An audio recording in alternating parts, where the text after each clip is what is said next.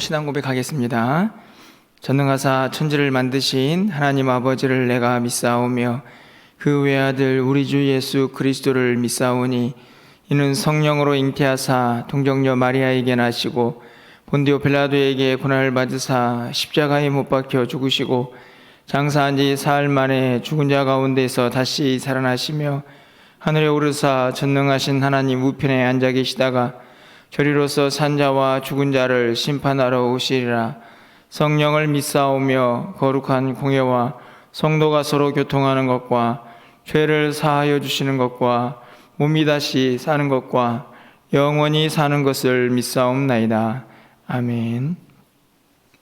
우리 찬송가 122장 찬양드리겠습니다.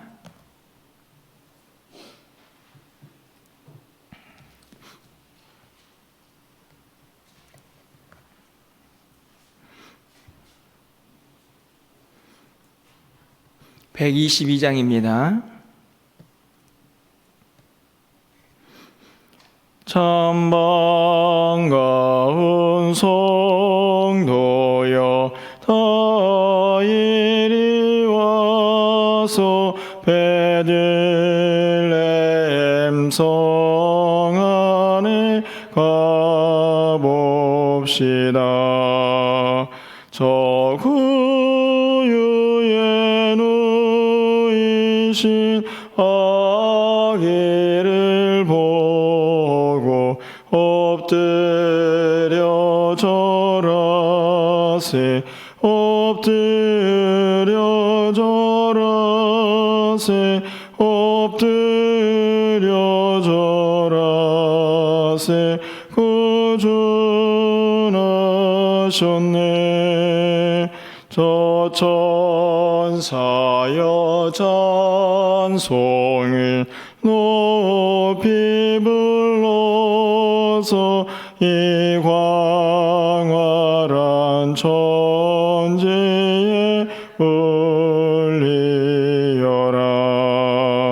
주 하나님 앞에는 영광을 돌려 엎드려 절하세 엎드려 절하세 엎드려 절하세 구준하셨네. 이 세상에 주께서 탄생할 때에 참신과 참사람이 되시려고 저 동정녀 몸에서 나시었으니 엎드려 절하세 엎드려 절하세 엎드려 절하세 구준하셨네. 여호와의 말씀이 육신을 입어 날 구원할 구주가 되셨도다. 늘 감사한 찬송을 주 앞에 드려 엎드려 절하세 엎드려 절하세 엎드려 절하세 구준하셨네.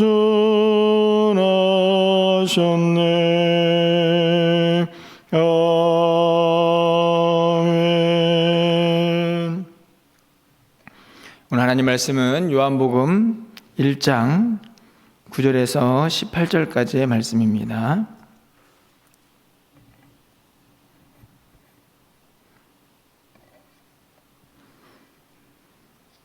요한복음 1장 9절에서 18절까지의 말씀을 한 절씩 교독하고 마지막 18절은 함께 읽겠습니다. 참빛 곧 세상에 와서 각 사람에게 비추는 빛이 있었나니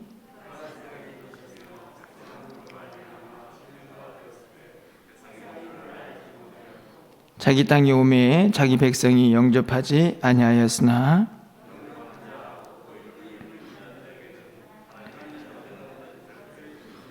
이는 혈통으로나 육정으로나 사람의 뜻으로 나지 아니하고 오직 하나님께로부터 난 자들이니라.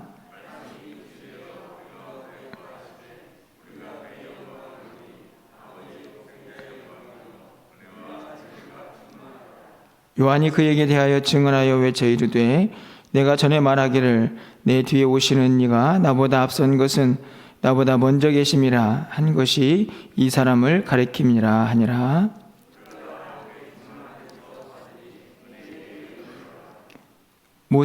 율법은 모세로 말미암아 주어진 것이요 은혜와 진리는 예수 그리스도로 말미암아 온 것이라.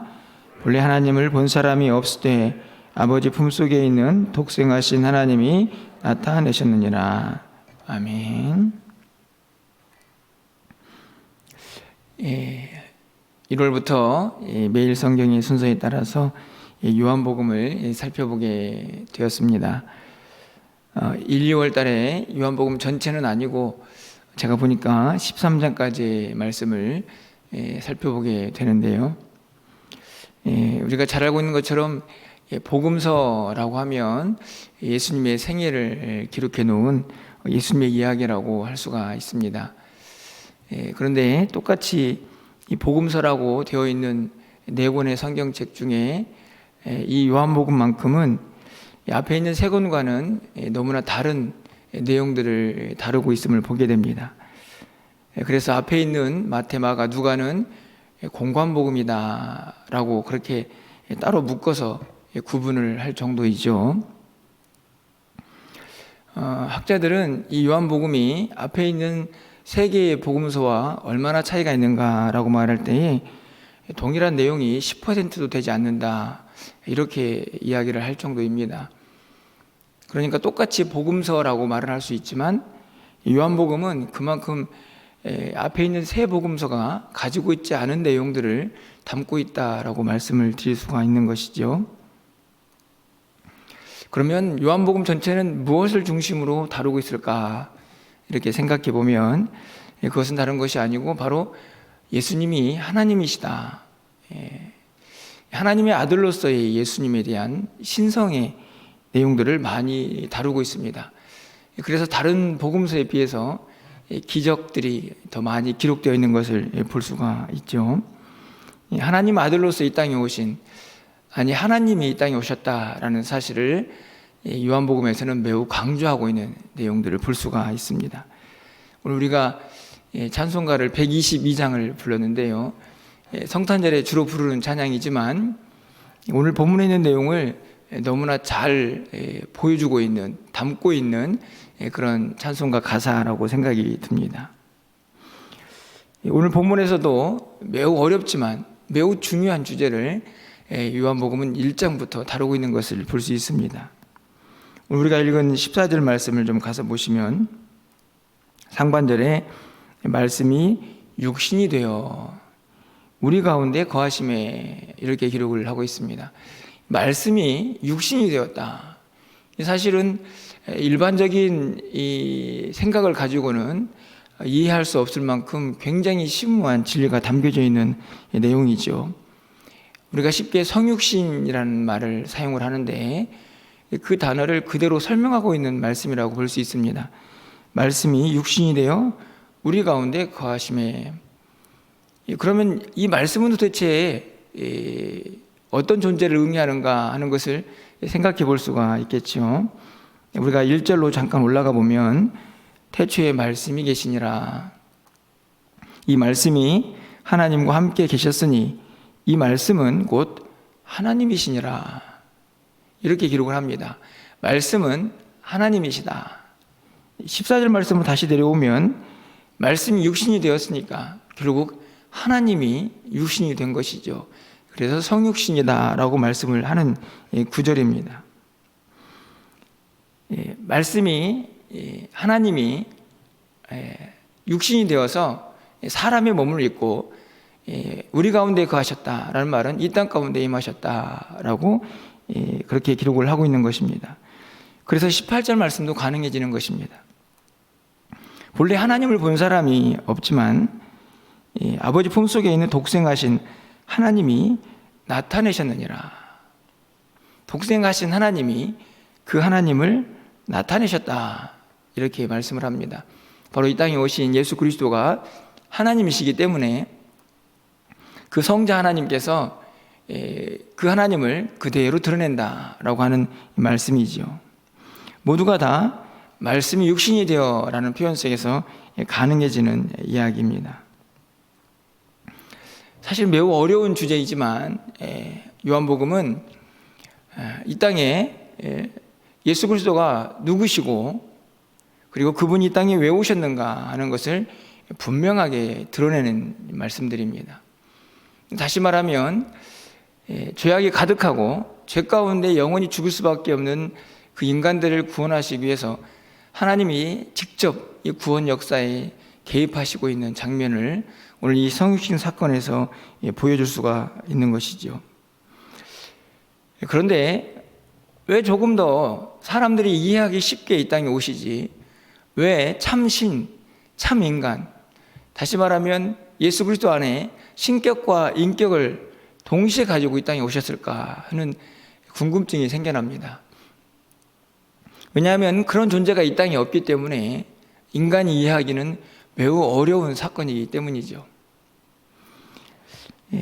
그 이유는 아주 단순합니다. 철저히 우리를 배려하신 사건이라고 보여집니다.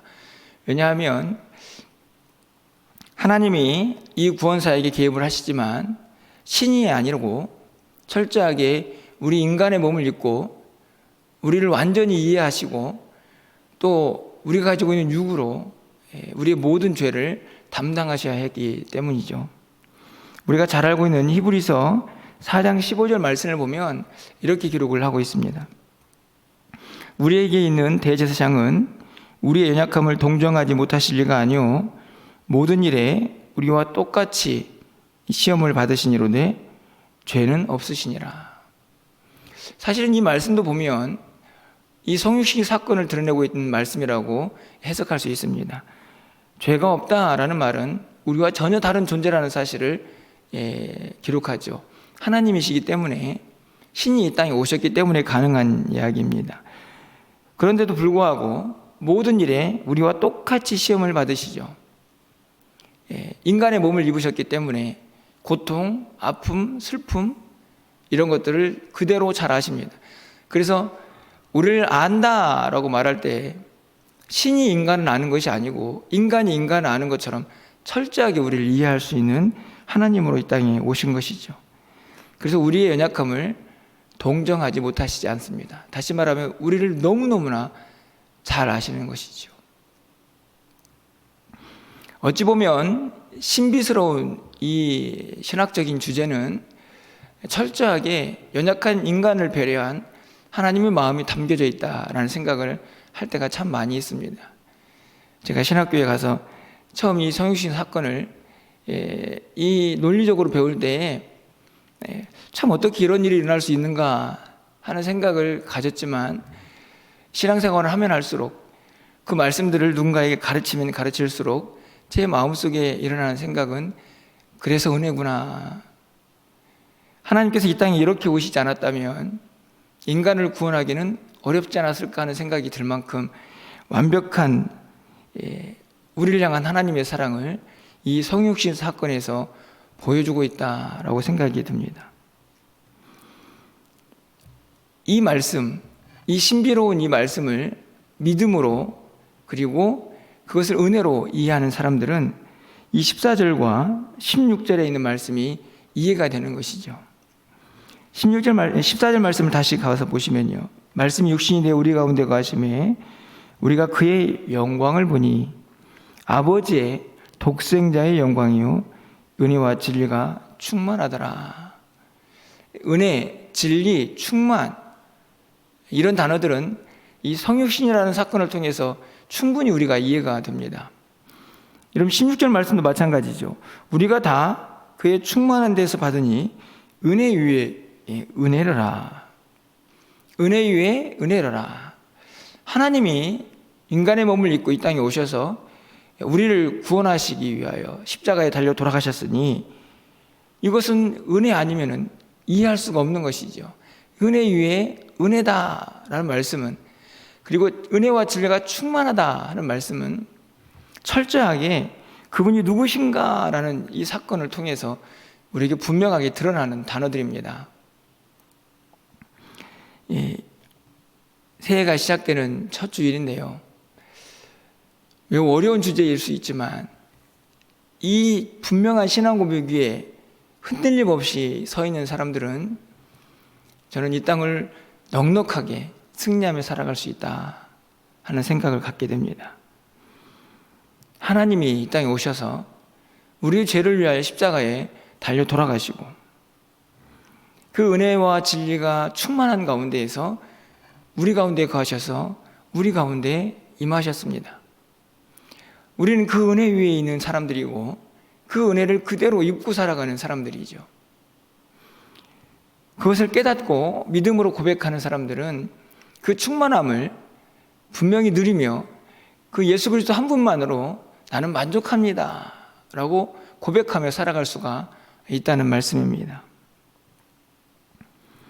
하지만 오늘 본문을 보면 그 하나님을, 이 땅에 오신 그 하나님을 사람들은 다 환영하지는 않았던 것 같습니다. 두 종류의 사람으로 분류가 되죠. 어떻게 분류가 될까요? 믿는 사람들과 믿지 않는 사람들. 여러분 10절 말씀을 가서 보실까요? 그가 세상에 계셨음에 세상은 그로 말미암아 지은 바 되었을 때 세상이 그를 알지 못하였고, 분명히 세상에 오셨지만 세상이 그를 알지는 못했습니다. 모든 세상이 그를 다 알지 못한 것이죠. 11절 말씀은 그래서 자기 땅에 오매 자기 백성이 영접하지 아니하였으나, 이것은 이스라엘 백성들의 모습, 어찌 보면 더 나아가서 십자가의 사건까지도 내포하고 있는 말씀이지만 중요한 것은 예수 그리스도가 하나님이 이 땅에 오셔서 우리에게 구주가 되셨지만 모든 사람들이 예수님을 다 영접하는 것은 아니었다라는 사실을 분명하게 드러냅니다. 오늘 이 시대도 마찬가지죠.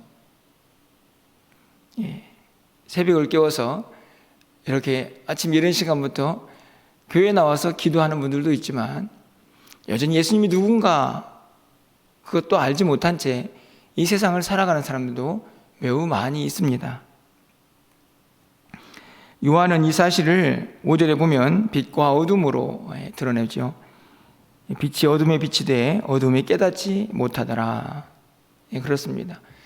빛이 이 세상에 들어왔지만 이 땅의 어둠은 그 빛을 이해할 수가 없었죠. 궁극적으로는 그 빛이 어둠을 몰아내지만 어둠은 빛을 이해할 수가 없었습니다.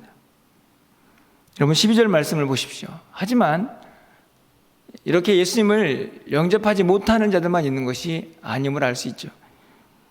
12절 말씀을 보면 영접하는 자 곧 그 이름을 믿는 자들에게는 하나님의 자녀가 되는 권세를 주셨으니,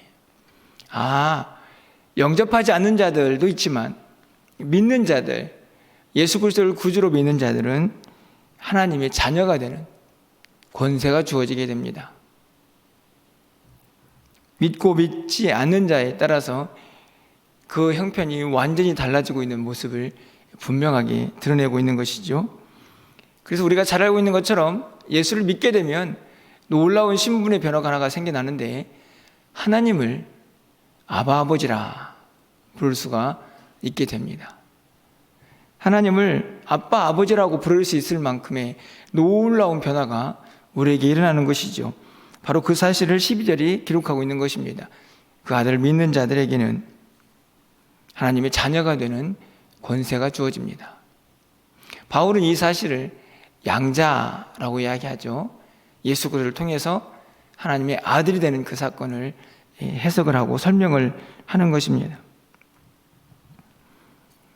오늘 본문은 어렵고 사실은 인간의 이성으로는 이해할 수 없는 진리이지만 그 말씀을 통하여 우리가 어떤 존재인가, 우리가 어떻게 구원을 받고 우리는 어떻게 이 땅에서 살아가고 우리의 궁극적인 최후는 어떻게 될 것인가 하는 사실을 이 요한복음은 1장부터 아주 구체적으로 우리에게 설명하고 있는 것을 볼 수 있습니다.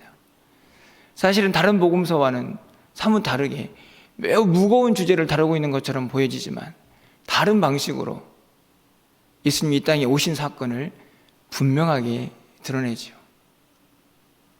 하나님이 우리 가운데 육신을 입고 오셔서 우리의 구원자가 되셨습니다. 그분을 믿는 자는 하나님의 자녀가 되는 권세가 주어집니다. 그 사람들은 은혜와 진리 가운데에서 그것들을 충만하게 누리며 삽니다. 그것을 성경은 은혜 위에 은혜다라고 말씀하고 있습니다.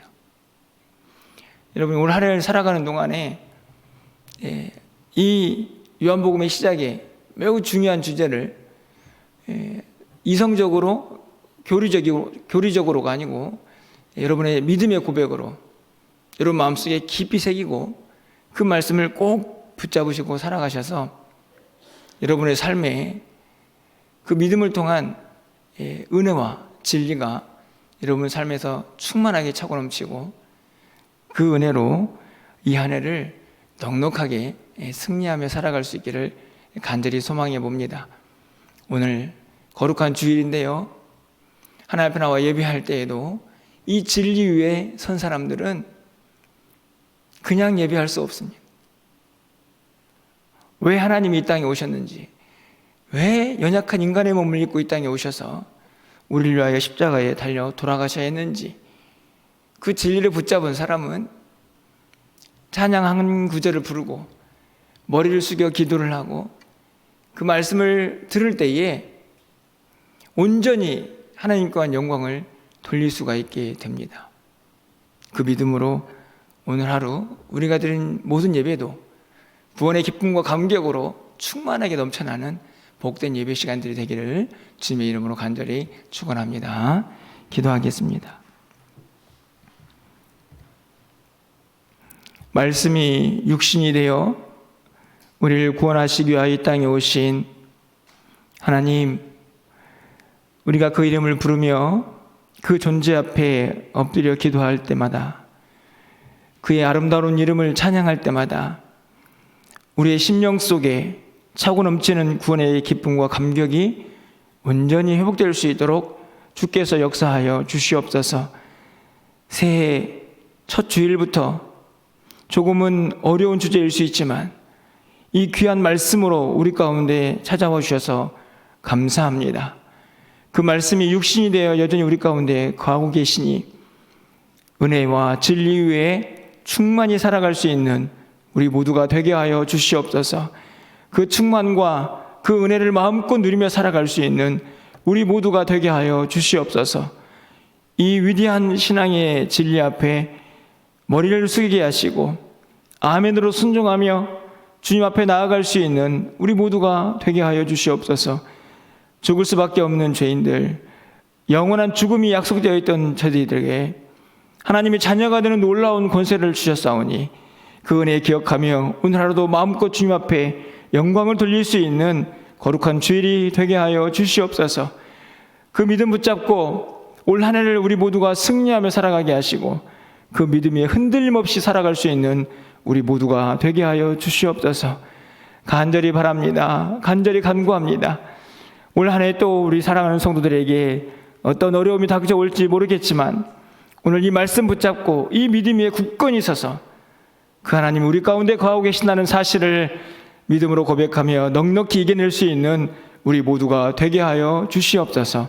오늘 우리가 드린 모든 예배를 기쁘게 받아주시고 이 한 주간 또 우리의 모든 삶 가운데에 하나님의 동행하심과 하나님의 은혜와 하나님의 능력이 그대로 나타나기를 간절히 소망하옵고 예수 그리스도의 이름으로 기도합나이다.